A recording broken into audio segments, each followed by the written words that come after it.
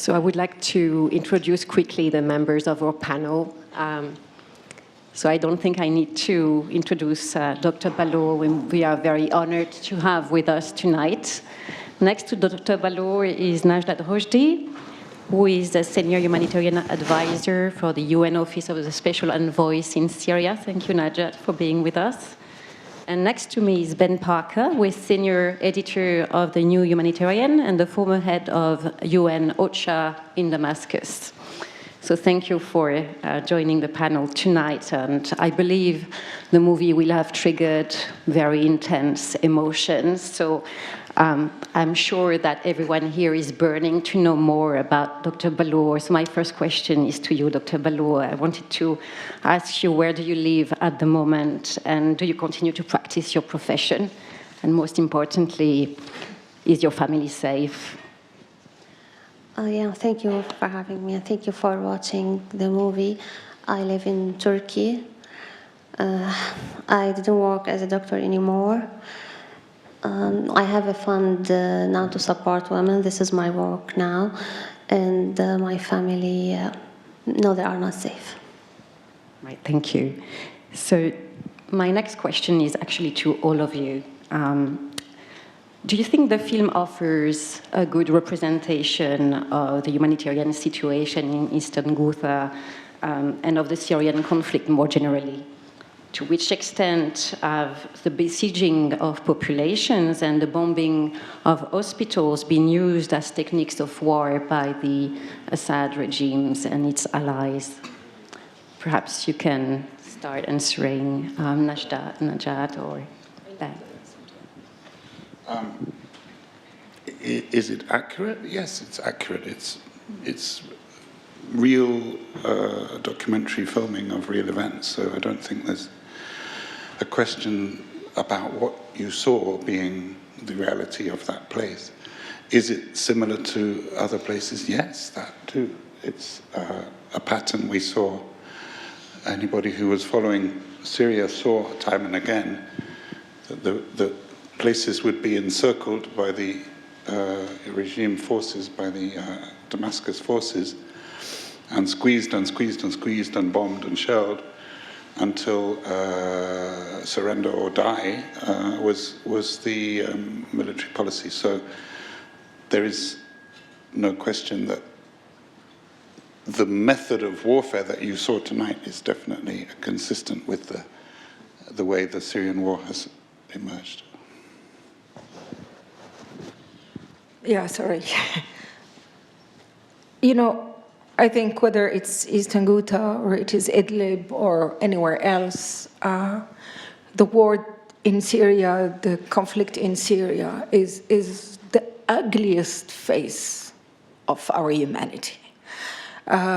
Seeing those kids, bombarded, and it's the 10th year. So someone who was born in the beginning today should be ready to become a teenager. But what are those kids left with? I mean, teenagers, they dream. Teenagers, they... Sorry. Would you like to say something, Dr. Ballour, about the techniques of warfare that we've seen documented in the movie? Would you like to say something about the techniques of warfare that we see documented in the movie?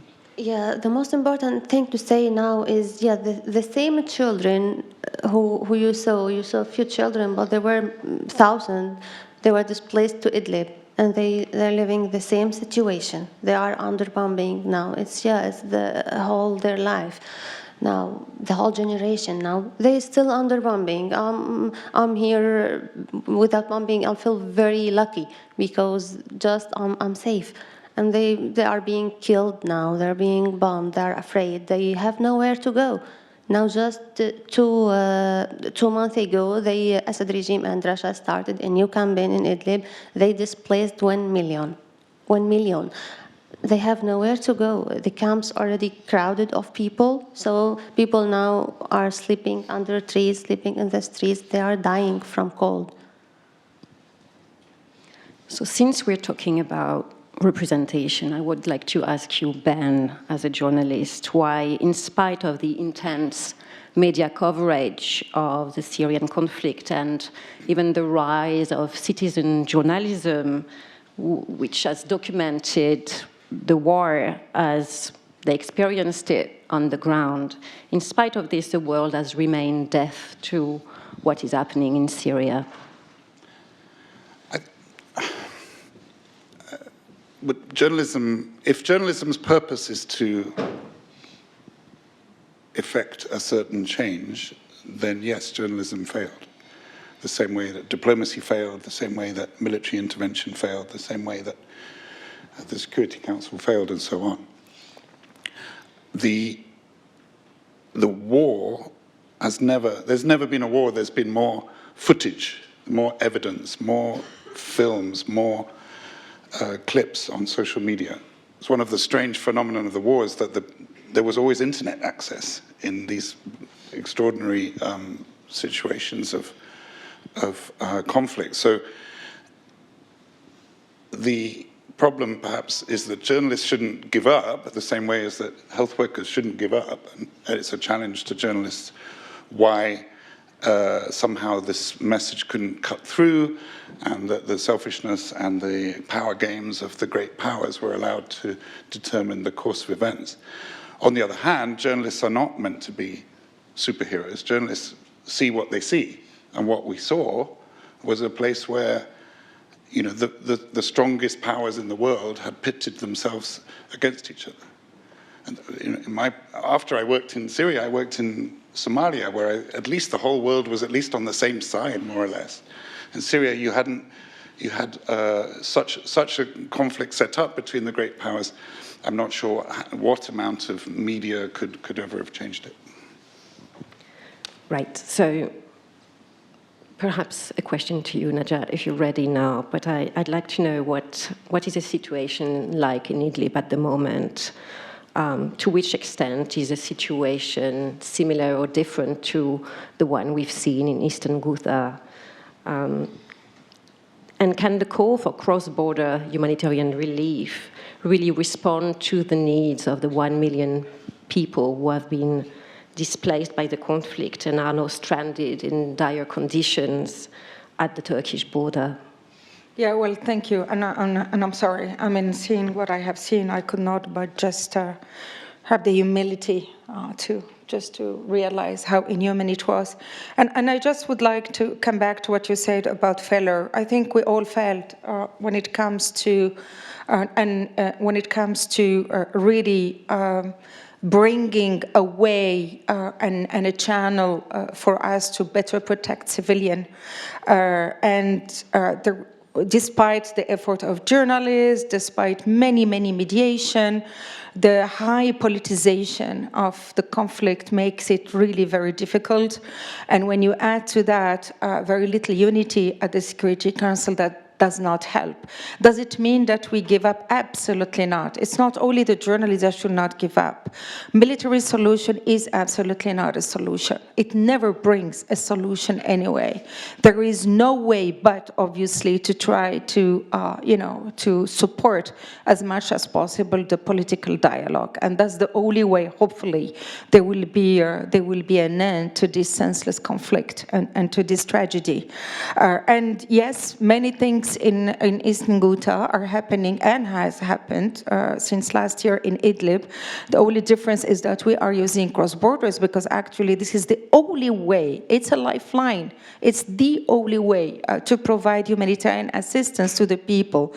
And you talked about the 1 million displaced. The 1 million displaced is only since last November, December. There are much more displaced there. And one has to remember there are a lot of people from Eastern Ghouta actually fled to Idlib because they thought that Idlib would be safe. And now someone, a woman who I admire a lot and I have a lot of respect for, and there are many Syrian women actually I admire and I respect, told me after Idlib there is no Idlib, but I think after Idlib there is no peace. Apart from Idlib, Dr. Ballour, how about the situation in the rest of Syria? How about the situation of prisoners, for instance? Yeah, the situation in whole Syria is very bad. Can you imagine that this president who did everything, who bombed us for a long time, he now controlled most of Syria, supporting by Russia and Iran, and he is now still a president. He's not even human. And the situation in the places under control, under Assad regime control, is also so bad because oppression, because fear. People cannot say any word about freedom, about dignity. They don't feel that they are humans. I know I have a lot of friends there, and they can't even talk to me. Sometimes they try to send me a message and say, we know we are burning and we want to talk, but you know how Assad regime oppress people.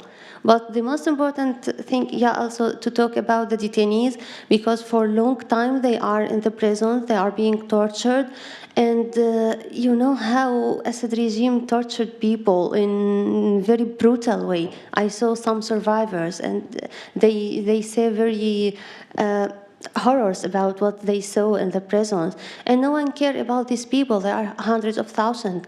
My brother detained 9 years ago, and we couldn't even ask about him. We don't know anything about him for 9 years. We just want to know if he's still alive or he died. We can't know. He has children. They were very small, and they are now young, and they know nothing about their father. So this is the situation. But the most important thing is in Idlib now, because just an example, 7 babies died from cold. They sleeping in the street. Can you imagine in this cold, in this temperature, people sleeping in the street, and child after child died at this time? So we need emergency, needs help for them. A question to you, Najat, again, and it's a bit of a blunt question, but excuse me in advance, but I wanted to know what it is like to work for the UN at the moment, to be a representative of the UN for Syria at a moment when the Security Council has failed to honor its mandate as a guardian of peace and security. What is your job like? Well, I'm doing what I have to do, and I owe that to the Syrian people. I'm standing with my colleagues who are in Damascus, with my colleagues who are in Gaziantep, with my colleagues who are in Amman, with my colleagues who are in Kamishli, with my colleagues who are in Raqqa, with my colleagues who are in Aleppo, with my colleagues who are all throughout the country, and we are all standing and pushing as much as we can, first of all, to have a clear respect and protection of civilians, to remind everybody about the humanitarian principles. Are we doing it every day the way we should? Of course, no. I mean, but we are not giving up. So how does it feel? It feels like I am definitely standing for what defines the United Nations through its charter. Is it a source of frustration? Of course, it is a source of frustration.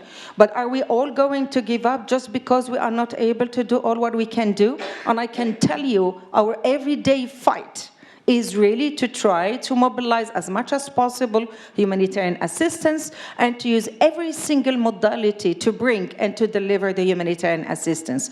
It's not rosy, it's not cheesy, but I'm not willing to give up on my duty vis-à-vis the Syrian. Thank you for this very honest answer. A question to Ben, and I don't want to take too much time because I'm sure many of you want to ask questions too, but a question to you, Ben. With the failure of the international community to find a political resolve to the conflict, the emphasis has been on the humanitarian response, on negotiating the opening of humanitarian corridors, negotiating de-escalation zones, cross-border relief operations. So what are the limits of such an approach?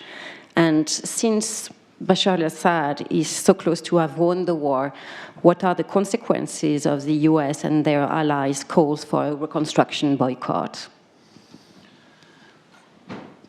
Yeah, thanks for the short and easy question.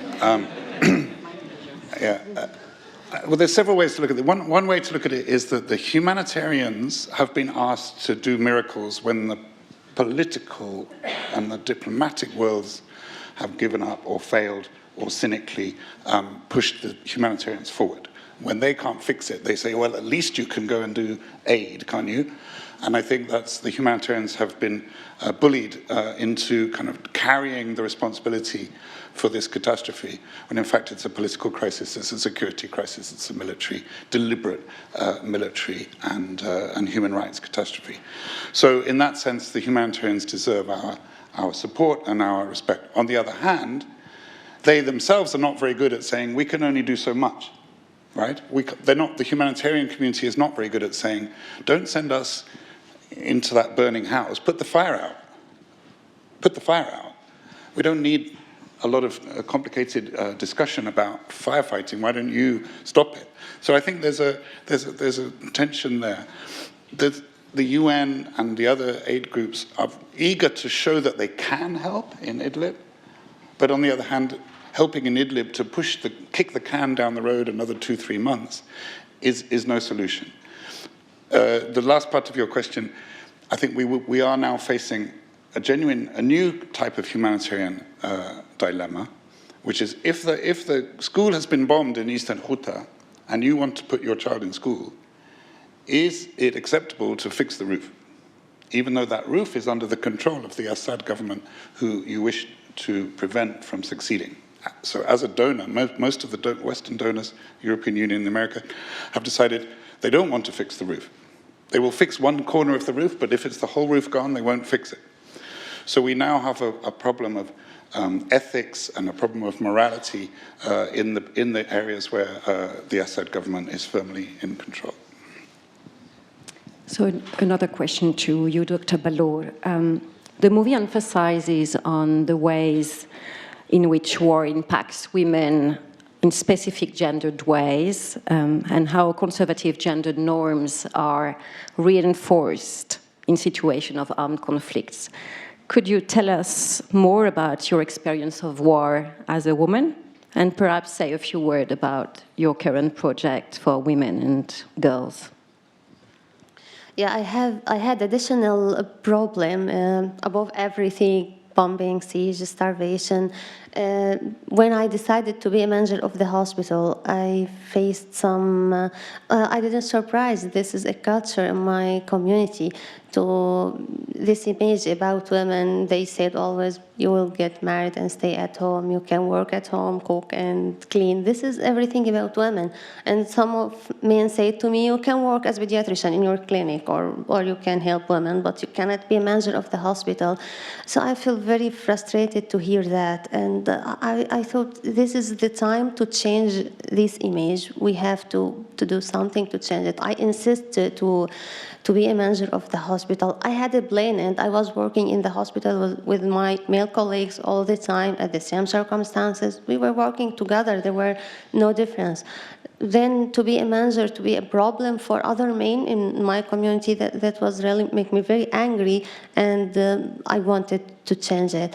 And I did, I think, because I stayed as a manager of the hospital for 2 years. And after that, some men who said to me at the beginning, who said you can't and you have to be at home, they came to me and said, you are right and you did good job, because the hospital stayed, was protected. Assad regime and last campaign, they destroyed all the hospital around us. And all the hospital was underground, but they destroyed it. But they couldn't destroy the cave. So I was very happy to hear that from these men who have this long culture. And that's why I felt there's nothing impossible to change. We can change everything. We can get our rights just to do the first step. And that's why I make my new fund to support and empower women.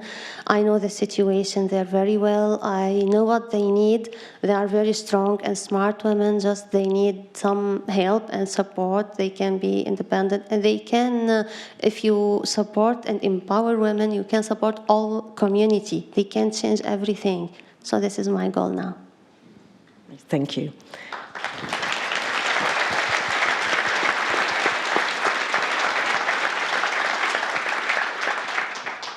So this is my last question because I want to make sure that you have time to ask your questions.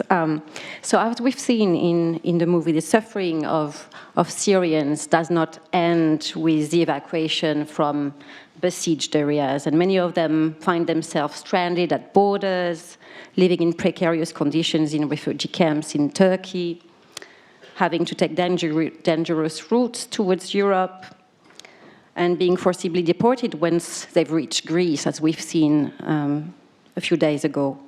So given the situation in Syria, the fact that Turkey has now opened its borders with Europe, and the EU's continuous refusal to receive refugees, it is very much likely that Syrians will continue to put their lives at risk in order to find refuge. So what is your view on the EU policies towards Syrian refugees? What is your reaction to the images of migrants' pushback we've seen occurring on Greek islands? And it's a question to each of you. You want to start there? No.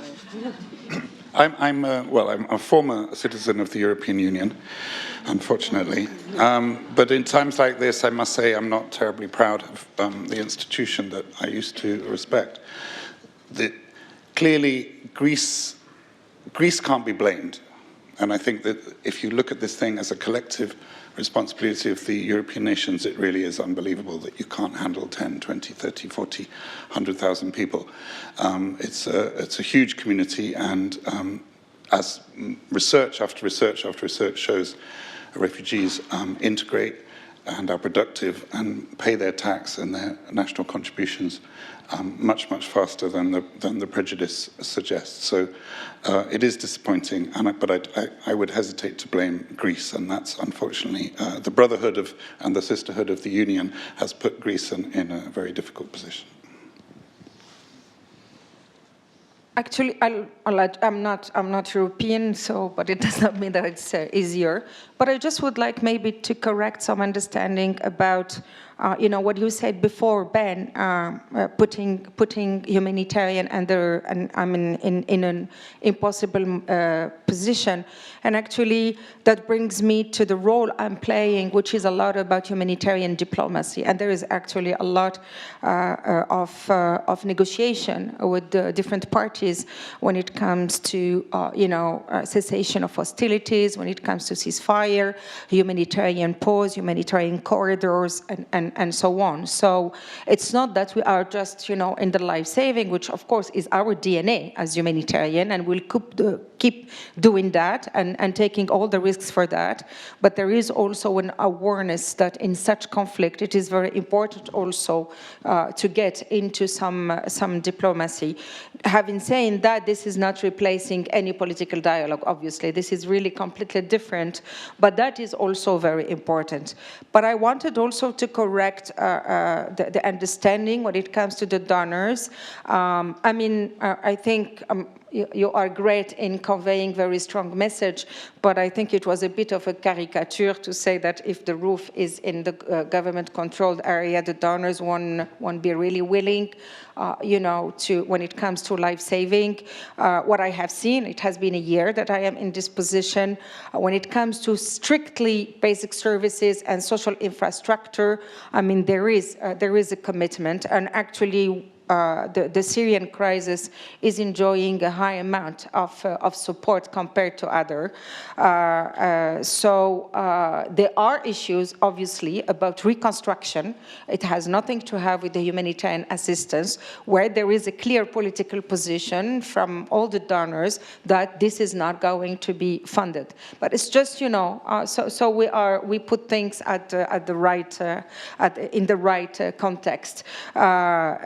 And coming back to Europe, to start by Turkey. Turkey, Jordan, Lebanon have been really very generous in hosting the refugees.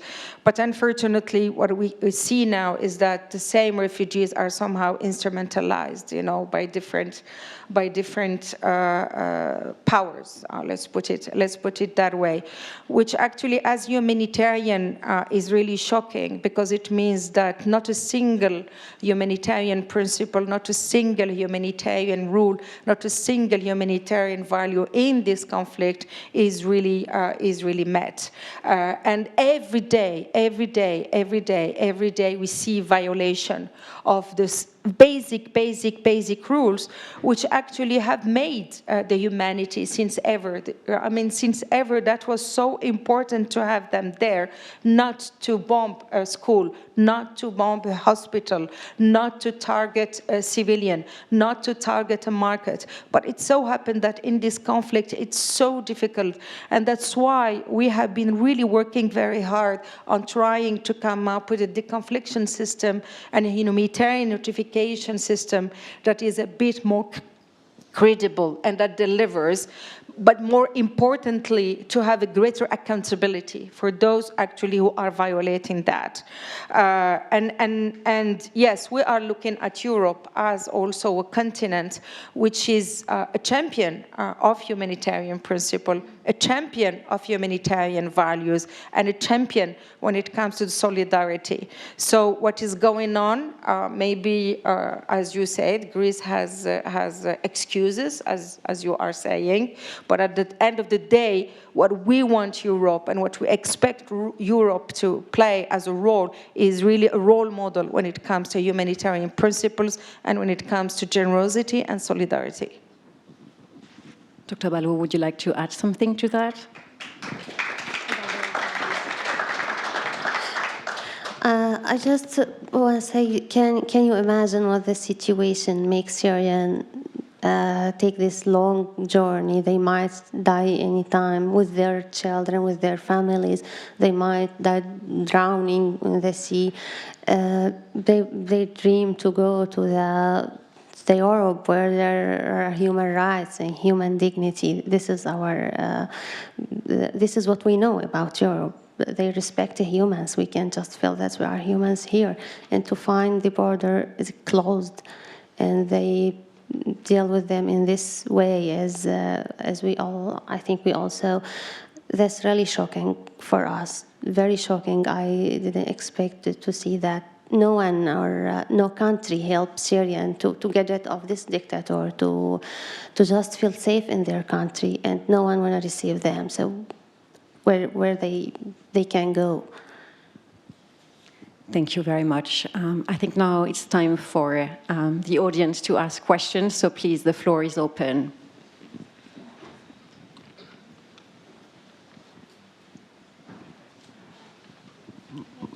Thank you very much. So I have a question for Mr. Ben Parker and Najat Rochdi.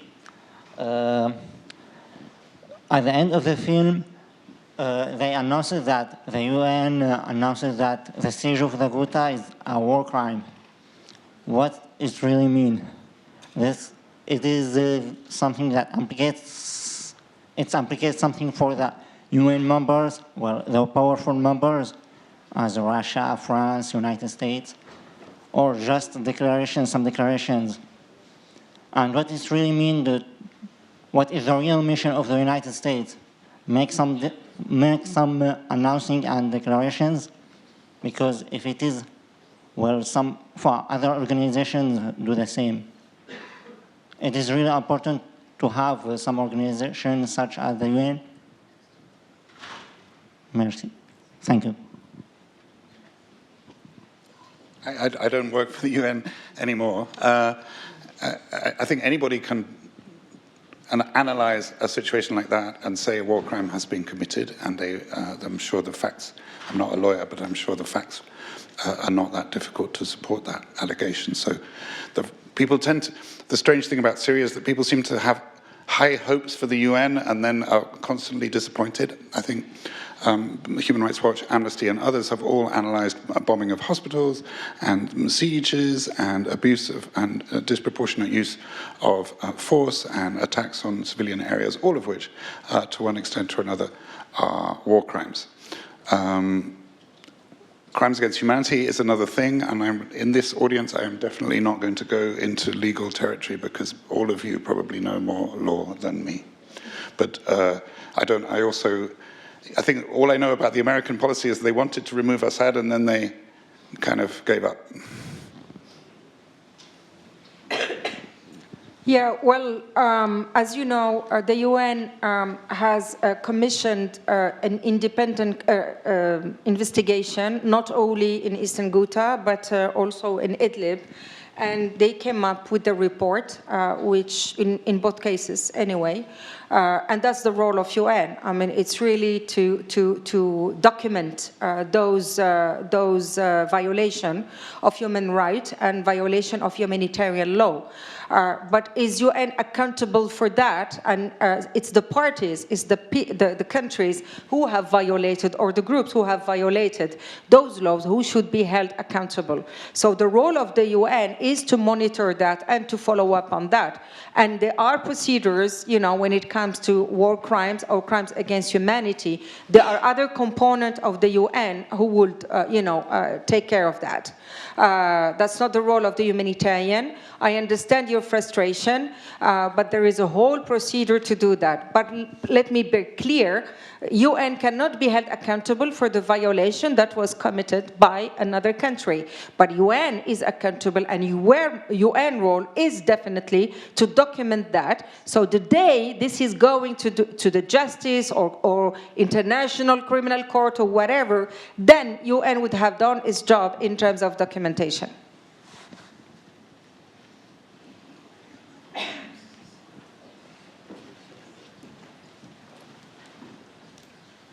Thank you very much. I'm Karim, a student here, majoring in migration, and I would just like to point out Dr. Amani for your great work.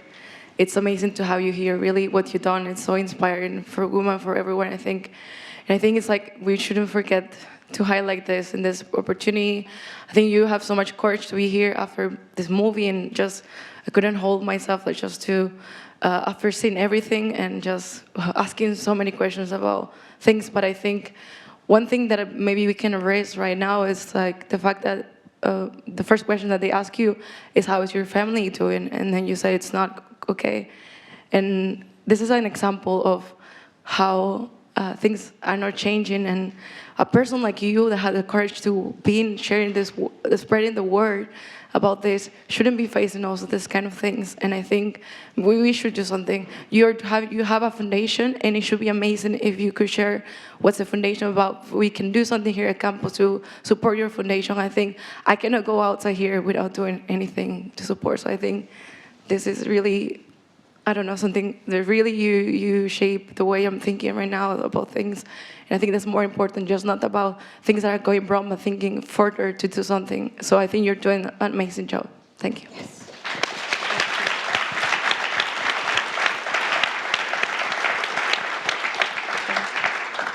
Thank you so much for what you say, but we also need your voices to support Syria. And you see the politicians, the countries and the people who are responsible for the crimes, how they say it. Everyone said it is. Sometimes they say, no, it's not our job. Sometimes they said we did our best, but we couldn't. So we need the voice of young people like you to make pressure on the governments, on the politicians. We can change just to feel about each other, to care about each other, so we can all help these people who are suffering now.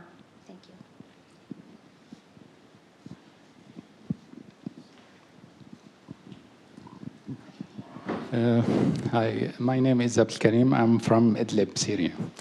I would like to thank Dr. Amani for your effort to advocate to raise the Syrian issue. And I would like to thank the heroes on the ground who are still working there. Actually, I don't have a question. I just want to take this opportunity to ask each one here to raise a voice for the people in Idlib, to talk to or speak to your families, to your community, to your government, to know what has been, what is happening today in Idlib. Please speak to your families, to your community, and you can make different, actually, when you talk to your governments to make anything to the people there to mitigate the suffering there. Thank you so much.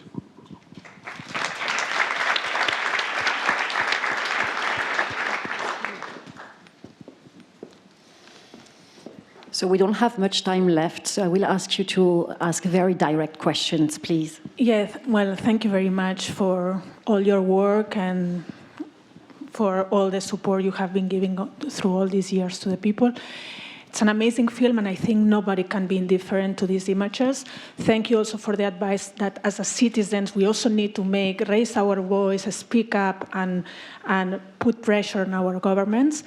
I don't know if I'm naive, but I was thinking about Russian citizens, no? What is the opportunity for, I don't know, what is the possibility that Russian citizens also should see this film? And as a human being, you cannot be indifferent. How can Russian citizens could also put pressure on their government to change things? And I don't know, I would not like to be involved as a citizen in something that is happening to human beings and is bringing so much suffering.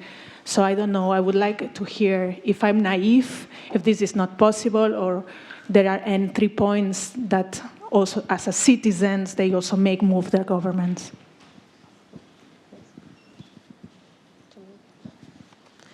I hope so. I hope all Russian people see this movie and see everything happening in Syria. I think they are also the Russian regime, like Assad regime, or actually Assad regime is like Russian regime. They are also have this oppression and they don't have freedom. This is what I believe in. So I think it's not possible to do that, but I hope. If I may, I think it is important that the coverage of the conflict still has the visibility, and the issue is not only in Russia. When you go to many countries, it is the 10th year, So yes, it has. It is now a bit falling in the crack. So this movie can really remind people about the suffering and showing also that the story is repeating itself, because what we have seen in Iskuta today is very much happening in Idlib. So yes, I would like to reinforce this call that every single person should really make sure, not only the youth, not only the citizen, but also the parliamentarian, because at the end of the day, it's politicians who will make the decision. It's not only the people in the street, and it's not only the demonstration, but it's also to make sure to convince the parliamentarian to keep, the support at the political level, at the highest level possible. Because otherwise, this will be a no-end conflict, and the suffer of the civilian will remain. Having said that, one has also to remember that everybody should also support the political dialogue. There is no military solution, and humanitarian assistance is not the solution. Humanitarian assistance, someone is bleeding, so we are just putting a blast. But are we really helping the people to be more resilient, or even to invest in a future, in the future of their life? No, obviously not. So it is a collective responsibility, and this is where we have failed so far. It's because collectively we have not been able to manifest this solidarity, this collective duty to protect civilians. This is where we have all failed. So I think we'll take just one last question, and I see a lady there at the background.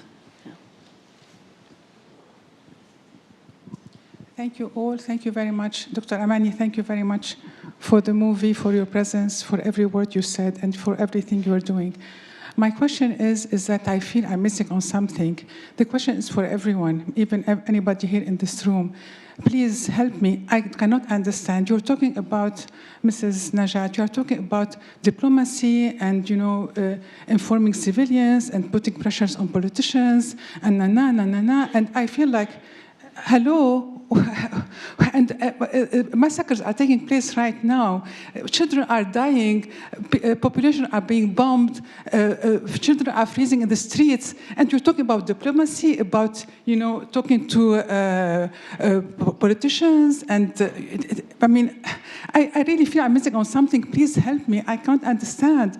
There is an emergency here. People are dying. We all know. And for 9 years, I have been hearing and reading and crying for this crisis. And you hear this is the biggest immigration of people, the biggest wave of refugees, the biggest tragedy. You mentioned this is.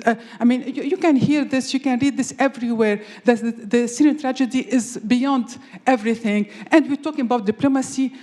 I'm missing on something. Please help me. I really cannot understand what's happening here. Look what's happening in Idlib, what happened in Ghouta and everywhere in Syria. The rapes in the prisons. Anybody knows what's happening in the prisons? Anybody saw the movie about the women who were raped, who are raped daily in prisons? Men are raped, children are raped. I mean, wake up, guys, with the word, wake up.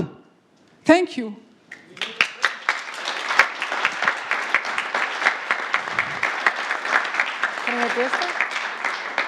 Yeah, thank you very much. I fully understand your pain, but when I was talking about diplomacy and political dialogue, it does not mean that it is the only thing to do.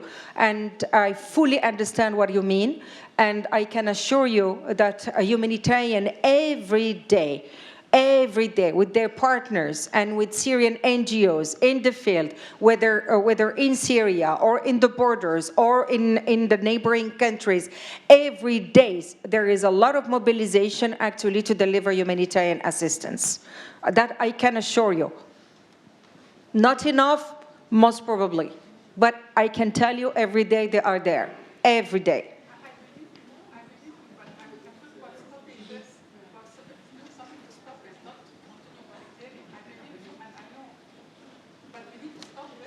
I agree. We need to stop that. Yes. And we are using all possible channels to stop that. And we failed. Right. So on these thoughts, I think we will conclude. Unfortunately, that was the last question. But perhaps just a few numbers, which I think are quite revealing of the politics of life. That is to say, the politics that give specific value and meaning to human life. The politics of life at play in the current treatment of the Syrian crisis, by contrast with the response to the coronavirus crisis. And I'm very happy that you're here in spite of this. But today, the number of persons infected by coronavirus is approximately 110,000, with only, it's too much, but 3,800 deaths so far, according to WHO. By contrast, the number of persons who have died since the beginning of the war in Syria is between 380,000 and 585,000, according to the Syrian Observatory for Human Rights. So the number of people displaced in Syria is 6.5 million, while 3 million have fled the country altogether. So these numbers, I think, remind us of the radical hierarchies of humanity that underlie transactions in human lives and the contradiction that exists in contemporary moral economies, well beyond the sphere of humanitarian intervention themselves, in what characterizes the political disorder of our world today, that is to say, the inequality of life. So on these thoughts, please join me in congratulating Dr. Ballour for her incredible courage in seeking to maintain humanity.